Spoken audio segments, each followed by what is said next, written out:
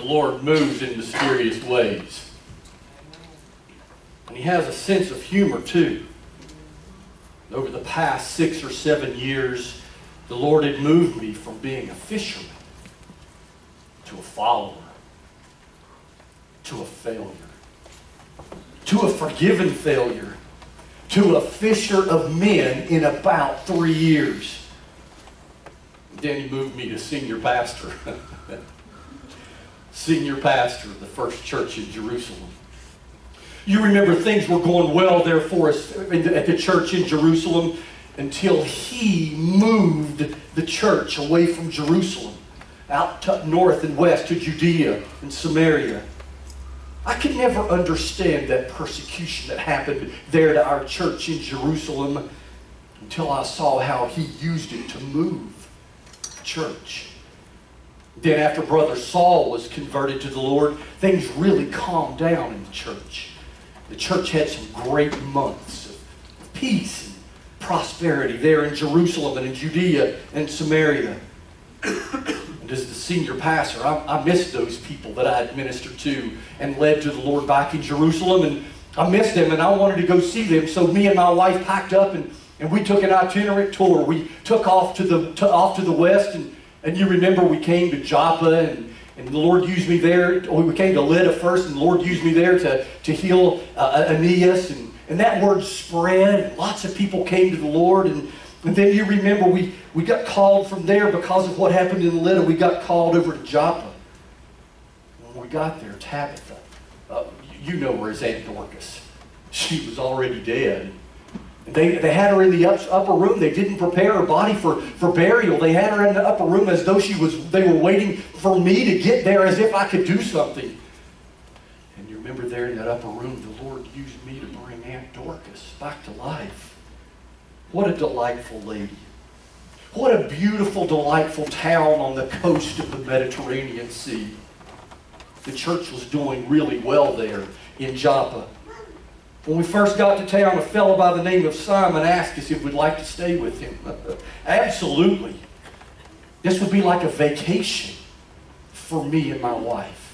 They had been intense years, those intense years of following with Jesus, and then the crucifixion and the resurrection, and then those days of waiting, and then the day of Pentecost, and then those years of ministry, early ministry in Jerusalem. Those years had been very intense, and then the persecution. And now we had the opportunity to spend a few days on the coast, on the Mediterranean Sea, looking out over the coast with a man who invited us graciously to spend time with him. Absolutely, we would love to do that. So to get to stay in one place and to serve and minister to the folks there, it was a welcome break for us. It couldn't have been more perfect until the first night of dinner.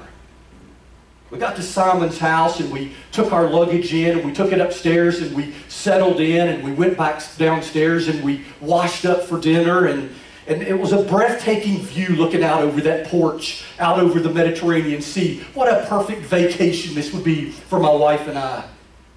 We came back downstairs and Simon's wife was so gracious and such a great host, and she was a really good cook too. We sat down for that first meal together. During the conversation, I said, "Hey, Simon, what do you do for a living?" He said, "Well, I'm a small businessman." And I said, "Well, fantastic. That's great. What is your business? What do you do? And what business is that?" "Leather tanner," he replied innocently. I think I choked on my olives. I grabbed my wife's leg and she knew exactly what I meant. I don't think I ever heard another word the rest of that meal. I had agreed to come and stay in a home with a man who in his daily work handled the skins of dead animals. Unclean. What would we do? What should we do? We'd already agreed to stay and had moved in, but that was before we knew his house was unclean because he was a leather tanner. Been so gracious, and we would be gracious back to him, and we would spend that one night with him. That one night turned into another night, and then it turned into a week, and then we found ourselves spending several months with Simon the tanner. quite honestly, those months were some of the best months of our lives together. We ministered and served with great joy to the people there in Joppa and the surrounding regions in that beautiful coastal area. We could have stayed there our entire lives. This old boy had become very comfortable living in Joppa. And God's Spirit was working on this old boy's heart. Simon and his wife had accepted us like family. They could not have been more hospitable to us. And we saw God's Spirit on both Simon and his wife's life while we lived there in his home. We saw God's hand of blessing and favor on Simon's business. It was unmistakable. I was in a house. I was a guest in a house that was unclean. And I enjoyed as sweet a fellowship as I had ever had in my life. I wasn't sure what all this meant, and I wasn't sure what all this was trying to teach me. That is, until yesterday. I was taking a day of rest, and it was about noon, and I was getting really hungry. My wife and Miss Simon, they were downstairs fixing a meal, and it was such a beautiful, extra crispy, clear day out on the Mediterranean. And I thought, while my wife and Miss Simon are fixing lunch, I'm going to go upstairs and go out on the roof, and I'm just going to pray and thank the Lord for this beautiful day. And I got there, and I was starved, and I was so very hungry. And I looked out over the Mediterranean Sea on that crystal clear day. And as I stayed there, and as I sat there, and as I meditated, and as I worshiped, all of a sudden, it was as if it came down from heaven. There was a sheet. It was as if there was a great linen, and it came down from heaven, and it descended, and there was angels on each of the four corners, and it came down and descended, and it looked, and I looked, and I chuckled at it. And on that sheet, there were some animals on that sheet. They were unclean animals. The Lord spoke to me. He said, "Peter, get up, kill and eat." No, Lord. You don't understand. That's a pig right there.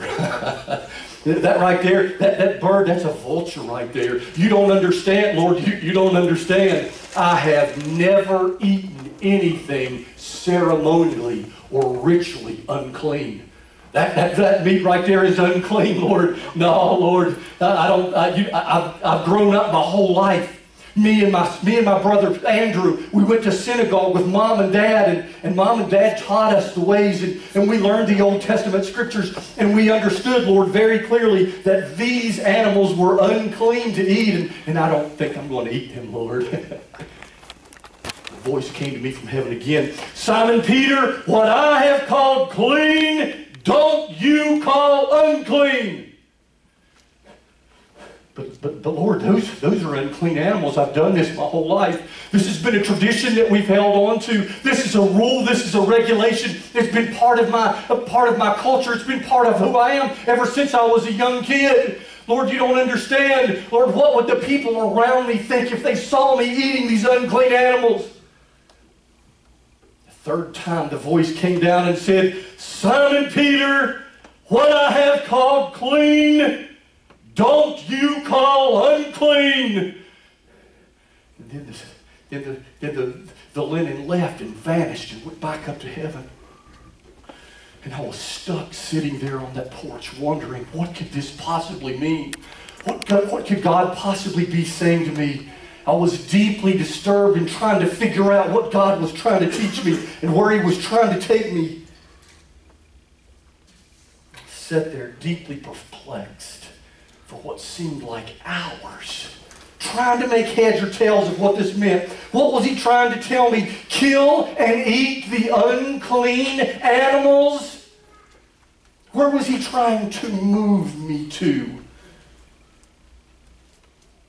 Then He spoke to me again while I was sitting out on the porch trying to figure that out and understand it. A voice came back to me. It was the Lord speaking. He said, "Simon Peter, there are 3 men on their way to visit you." What I'd like for you to do is get up and go downstairs and accompany those men and go with those men wherever they take you with no doubt at all. I almost tripped running down the stairs to figure it out. I heard my name, and that jarred me. I heard my name. We're here to see a man named Simon, who was also named Peter. It was talking about me. They were here. They were here for me to go see. And God had just told me to go with no doubts at all. And I ran downstairs. Here I am. I'm the guy. You're here. What are you looking for? And they started to tell me about their sergeant, Sergeant Cornelius, who lived up in Caesarea. How he was an upright man and a God-fearing man. And how he had a great reputation with my people, the Jews. Then they told me an angel of God called down and said to Cornelius to send to Joppa and find a man named Simon Peter. That he had a message for me. Impossible. A Gentile, a Roman Gentile, a sergeant in the Roman military, an angel spoke to that man. The uncleanest of the unclean, I could never. That's just impossible. And then those words screamed through my mind one more time. Call it clean, Peter. Call it clean. What I've made clean, you must not call unclean. Go, Peter. Go with these men without a doubt. I took a very deep breath. My view of the world was about to be very, very different. Surely my God was moving me from where I was to where He wanted me to be. I extended my hand and I shook their hands, these unclean men. Why don't you come on in, I said. My wife and Miss Simon, they're awfully good cooks, and I think they've got lunch ready. Why don't you come on and eat with us? And then why don't you just spend the night with us, you unclean people here in this house? I hope they slept, because I didn't sleep a wink. Just at dawn, we got up and we headed north along the seacoast, up to, of all places, Caesarea, the headquarters of the Roman occupation in Israel. I was headed into their territory. I had no idea what to expect. I was just told to go and call it clean without a doubt. I've become very comfortable in my ministry to my people, and I was content to leave it that way. I was doing good for all those many years, but today I found myself on the move to the next place of understanding, the next place of growth, the next place of ministry, a place to which I could never have dreamed. I was walking a long, long way from home, headed to carry the message of the resurrected Jesus to the house of Sergeant Cornelius. Can I just say to you that this story in Acts chapter 10 jars my soul. You see, I was Simon Peter. I've been doing this thing for a very long time. I've been a Christian for 40-some years. I've known the rules. I've known how people ought to act, when to stand up, when to sit down, how to dress, where to go and where not to go, who to associate with and who not to associate with, what to eat, and what not to eat, and what to drink and what not to drink. I've been that guy. I've been Simon Peter. My traditions run deep, and my prejudices run even deeper. My sheet does not have animals on it. My sheet has people on it. People who look very different from me. People who act very different. People who dress very different and have very different traditions and behaviors than I have.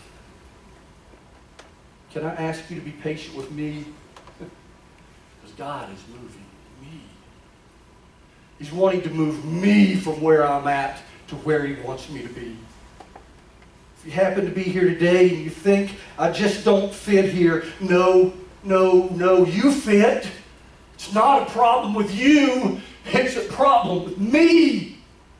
It's a problem with my traditions. It's a problem with my long-standing rules. It's a problem with how I think you should be. God's trying to move me. Our vision statement hangs out on the wall. I quote it about every week. It says we are helping to move people from where they are to where God wants them to be.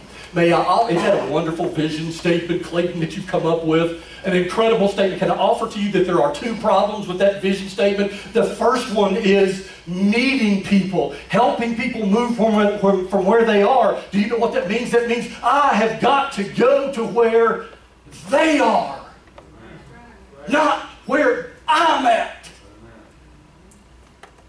Meeting people where they are.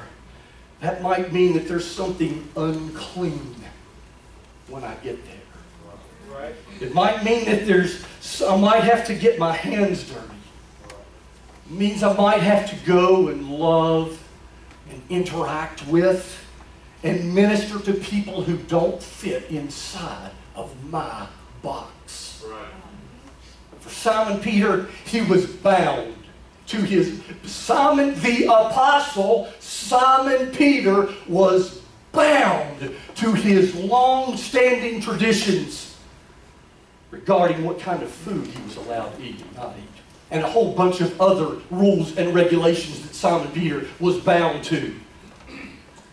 For me, the long-standing traditions are very different. You know how people dress and how people act and how people ... You could probably fill in the ... Meeting people where they are, and they're often not within the confines of my tiny little theological box. Second problem with that great vision statement, meeting people where they are and helping them to move to where God wants them to be. The second problem with that vision statement, is that God wants to take them where He wants them to be. Not where I want them to be. He doesn't want them to look like me because He didn't create them like me. He wants them to move to where He wants them to be. Right. And it may be very different from where I find myself at. I know how they ought to act, but it's not where I want them to be, it's where God wants them to be. Clayton, I'm not sure that I understand. What about those Old Testament rules and regulations that God did give? Didn't Simon Peter have a point? There's rules and regulations about what you're supposed to eat and not eat.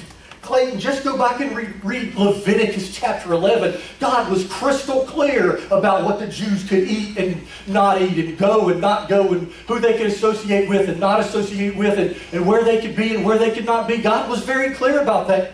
Clayton, doesn't Simon Peter have a point? Yes, they sure were. The rules were, weren't they? Can I ask you this question? Why did God give the law? Jump past the map. I didn't have the map there to start with. Look at this amazing verse in Galatians. This is the Apostle Paul. He spends his whole ministry talking about this. Before this new faith came, you and I, we were confined under the law.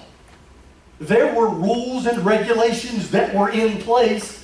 The law imprisoned me to the rules. For how long? Until the coming of faith was revealed. You see, the law condemned us. God gave the law, and man broke the law. So man was condemned under the law, the rules, the regulations, even the traditions. I've shared many times that back in college I had to sign the student life handbook. It had all the rules and regulations that you have to obey to stay in school. And I signed them, even though one of the rules in the rule book said you cannot jump out of the dormitory windows.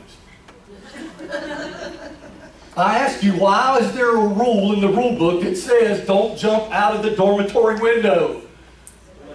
Because somebody had jumped out of the dormitory window and they wrote a rule and made me, a man of my caliber, sign my name and said I wouldn't do it. The law has been written from the beginning of time for lawbreakers. And when I broke the law, I was condemned, imprisoned under the rules, under the law, under the weight of my own sin. So what did God do with the law? With the rules and the regulations that I was under. Look at this verse in Galatians, just a few verses earlier. Christ has redeemed us. That means purchased us, bought us back. He has redeemed us from the curse of the law. How? Because He became a curse for us. Because it is written, cursed is everyone who hangs on a tree. You see, He took the curse. He took the sin. He took the weight. He took the law. He took the rules. He took the regulations. He became a curse for me. So what do you do with it? What do you do with the laws and the rules and the regulations in the Old Testament? I've got this verse in two different translations. This one may cause us to come unglued. Colossians chapter 2, verse 14. Blotting out the handwriting of ordinances that was against us. All of those ordinances and rules and regulations in the Old Testament, blotting them out, taking a dry erase marker and erasing them away. He took the handwriting of ordinances that was against us, which was contrary to us, and He took it out of the way, nailing it to the cross. The Holman Christian, you don't like blotting out the handwriting? Hit the next one. It's the Holman Christian. He erased the certificate of debt that was against me, with its obligations that was against us and opposed us, and has taken it away, out of the way, and He's nailed it to the cross. Here are the traditions of men. Here are the restrictions of men. And here are the rules. And here is the guilt that goes with all of that. What did Jesus do with that? Well, He just took it, and while His hanging on the cross, when they were nailing His hands and feet, they were blotting out the ordinances that were written against me, setting me free. That's what Jesus, that was His purpose on the cross. He was to take all of the rules and all of the guilt and all of the regulations and all of the traditions that had bound me up. He took them and He set me free. He blotted out the ordinances and erased the certificate of debt. I'll just tell you right now, I want me some of that. Can I offer to you that there are two groups of people that are here today? One of the groups has been clean their whole life.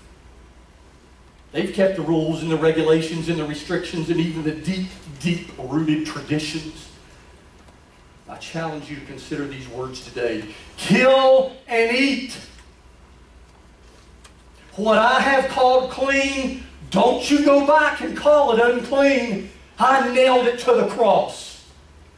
He was talking to Simon Peter directly about centuries-long held traditions, rules, and regulations. You know, sacred cows.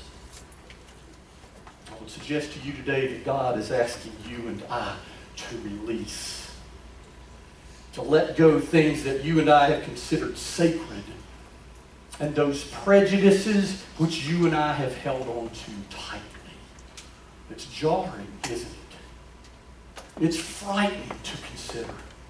You mean I can't hold on to the security blanket of my rules and my regulations and my checklist that have held me so secure? Yes, it's jarring to consider. Can I offer to you what Dr. Chuck Swindoll says about this passage in his commentary on the book of Acts? Here's what he says about what God is asking Peter to do. To be fair, Dr. Swindoll says, asking Peter to give up his animals would be like asking a sincere, lifelong teetotaler to have beer. What a remarkably startling statement for conservative scholar Dr. Chuck Swindoll to make, to take that old story that's 2,000 years ago and jar Clayton's long-standing traditions and his rules and his regulations. What a startling statement. The other Wednesday in our Bible study on becoming healthy, I've quoted Paul several times. All things are lawful for me, Paul says. All things are lawful for me. To Titus he said, brother, to the pure, all things are pure. Those rules and man-made regulations that we've held on so tightly and so dearly have often resulted in self-righteousness. And they become the basis for our self-justified prejudices. Swindoll goes on to quote Alexander White, who gives a penetrating analysis of Peter's prejudices and our own. All mankind, indeed, except for Peter and a few of his closest friends, were bound up together in one abominable bundle. Peter was standing above them, scouting and spitting on them. All so like we ourselves. For how we also bundle up whole nations of men and throw them into that same unclean sheet. He continues and says, while whole churches that we know nothing about except the bad names that we have given to them, they're in our sheet of excommunication also. All of the other denominations of Christians in our land are common, uncommon, unclean to us. I'll paraphrase here. He throws in every political party that's different from us too. They go in the sheet. Then he continues, we have no language contemptuous enough wherewith to describe their wicked ways and their self-seeking schemes. They are four-footed beasts and creeping things to us. It summarizes, he said, indeed there are few, very few men alive, and especially those who live near us, who are not sometimes in the sheet of our scorn. Alexander White is directing his thoughts toward how we treat other Christians, much less how we treat people who are very, very different from us. Finally, Chuck Swindoll offers these 3 points. The root of prejudice is pride. Right. Yeah.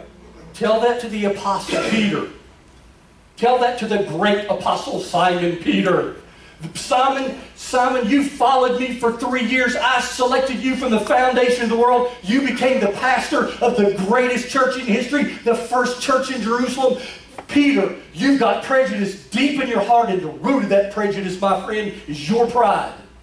Simon Peter. The second point, the rationalization for prejudice is tradition. How do I rationalize my prejudice against you? Well, we just don't do that that way around here. Tradition that we have assumed to be truth. And it is easier to assume that tradition than it is to face the truth. His third point, the rehabilitation from prejudice. It's like a disease and you have to go through rehab. The rehabilitation from prejudice is painful.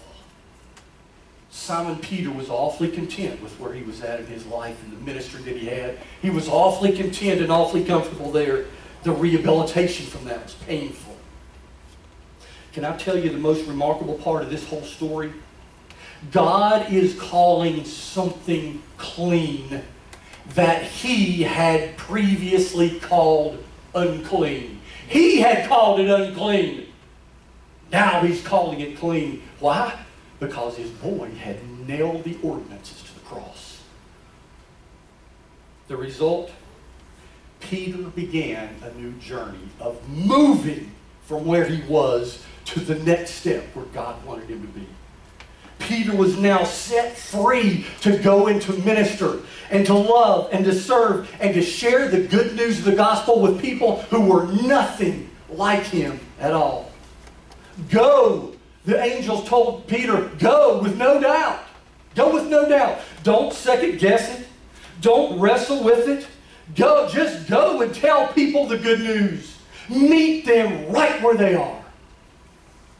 The great apostle Simon Peter had just gotten moved, and he would not ever be the same again. You know, if I'm going to penetrate deep into the culture in which I live with the message of the gospel of Jesus Christ, I'm going to have to lay down my tightly held, long-standing prejudices and preconceptions and misconceptions and religious traditions and my rules and my regulations that Jesus nailed to the cross. If I'm going to develop deep and meaningful relationships with the people in my sphere of influence, if I'm going to love my neighbor who is very different from me, if I'm going to have to take my neatly organized little theological box, take it back to the store and trade it in for a sea of grace. Can I ask you if we are going to get to the uttermost parts of the earth? Jesus said it. I want you to be my disciples and my witnesses in Jerusalem, Judea, Samaria, to the uttermost parts of the earth. If we're going to get to the uttermost parts of the earth, if we're going to get to the uttermost parts of our culture, if we're going to get to the uttermost parts of Boiling Springs, may I ask you, where does God need to move you next? Do you remember Paul's words as he penetrated different cultures all the way from Jerusalem to Rome? Listen to these incredible words. This is Paul in Corinthians talking. Although I'm a free man and I'm not anyone's slave, I'm free. Jesus set me free. I've made myself to slave to everyone so that I can win more people. To the Jews, I became like a Jew so I could win Jewish people. To those under the law who were under the law, I put myself under the law so I could win people who were under the law, though I myself am not under the law. Verse 21, to those who were without the law, the people who weren't bothered by the animals or the rules or the regulations or the traditions or anything that was different from me, to those who were without the law, I lived and acted like one without the law. Not being without God's law, but within Christ's law, the law of love. I did that so I could win those who were without the law. To the weak, I became weak in order to win the weak. To the strong, I became strong in order to win the strong. To the different, I became different in order to win the different. To the people who weren't like me, I became not like me so I could win those. I have become all things to all people so that by every possible means some of them might get the good news of the gospel. Do you know who this story was for? This story was not primarily at all for Simon Peter. This lesson, this movement, this lifelong lesson for Simon Peter was not at all primarily for him. It was for a man up in Caesarea named Sergeant Cornelius.